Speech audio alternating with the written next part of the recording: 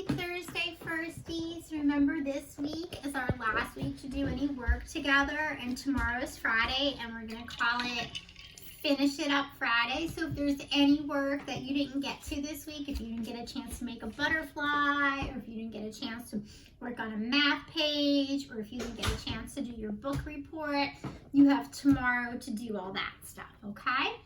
And then I'll see you again on Monday. But for right now, we are going to finish reading up Judy Moody Mood Martian, and it's Good Mood Day number 7, and it seems to be working. And they are measuring how much of Judy's yarn string knitting goes around Mr. Todd's car. So let's finish up the book for today and see what happens. This is what our picture looks like as the yarn bombed Mr. Todd's car. Everybody see that? Okay. All right, so let's keep reading. Mood smarts. If Judy felt a world record bad mood coming on, she knew just what to do. She, Judy Moody, could finger knit away the blues. This is a work of art, said Miss Tuxedo, snapping a picture of Class 3T with their creation. Miss Tuxedo, said Judy, you know how we can have a class picture do-over? Do you think I could get mine taken with the purple people eater? I don't see why not, she winked at Judy. Class 3T, she said, I have to say, this is the most creative map I've seen in all my years as principal of Virginia Dare School. Let's give ourselves a BOTB, Mr. Todd said. Class 3T gave themselves a big pat on the back. Amy and Amy's class came outside to have a look. They oohed and awed. Only Judy Moody could finger knit a chain of yarn a mile long, said Rocky. That's 16-hole football fields. Only Judy Moody can make math this fun, said Frank. Only Judy Moody, agreed Amy. Jessica Finch nodded. Everybody whooped and clapped and hooed and hollered for Judy. She sat down on the curb. It sure felt good to be the regular all moods Judy Moody again. Her friends huddled around her. Sorry we thought you were an alien, said Frank. I didn't think she was an alien, said Jessica Finch. Did too, said Frank and Amy. Not so fast, said Rocky. Are we 100% for sure she's not an alien? Rocky whispered to the others, then turned to Judy. Name one thing Judy Moody likes to collect, he said to her. ABC gum, said Judy. Too easy, said Amy. When is Judy's birthday? April 1st, April's Fool's Day. Who's the President of the United States? Asked Frank. How's knowing that going to prove I'm the real Judy? Asked Judy. What was the wackiest, best Judy Moody idea ever? Rocky asked. Making the purple people eater, said Judy. Let's vote, said Rocky. Who thinks she's the real Judy Moody? 4 hands shot up in the air. Will the real Judy Moody please stand up? The not-so-moody Judy stood up. She stood next to Class 3T's work of math art. Her face was a mile of smile. She was happy as Larry, happy as a hermit crab, happy as a clam, and an exclamation point. One by one, Frank handed her the stuff she had dropped in the hall earlier that morning. Her yardstick of bubble gum box, her Woman of Science ruler, 3 guinea pig erasers, and 1 grouchy pencil.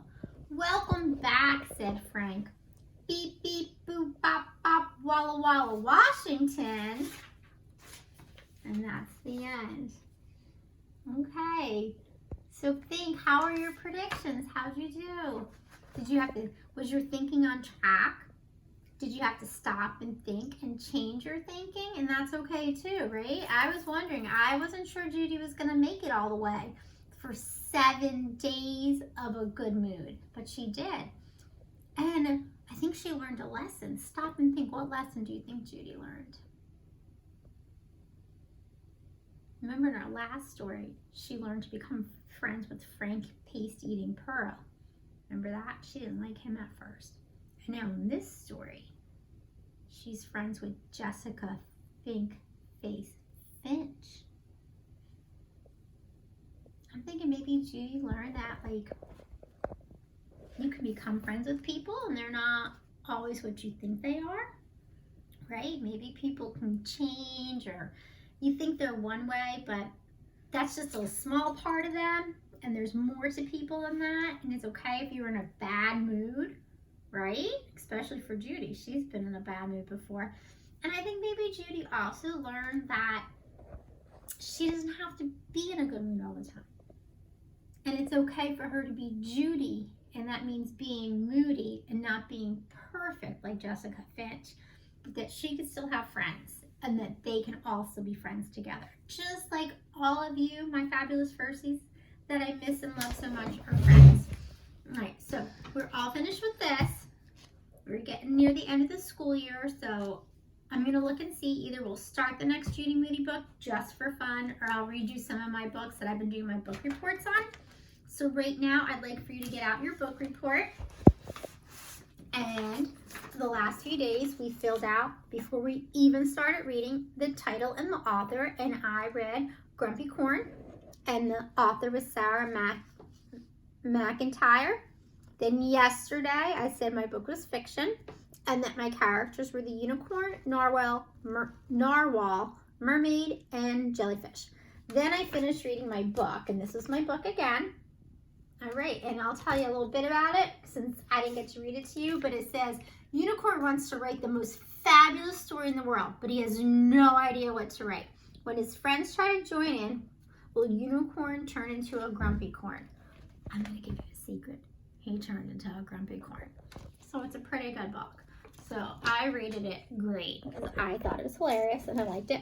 But my most favorite part was when Unicorn, narwhal, mermaid, and jellyfish all wrote the most fabulous story together. All right, so teamwork worked in the end for this and turned Grumpicorn back into a unicorn, and he ended up having a fabulous story with the help of his friends. Just like Judy Moody stayed in a good mood with the help of her friends. All right, so if you didn't get to finish your book report today, that's what tomorrow, Finish It Up Friday is all about. And I will see you on Monday. So have a fabulous weekend. And I miss you all so much. Bye, Firsties.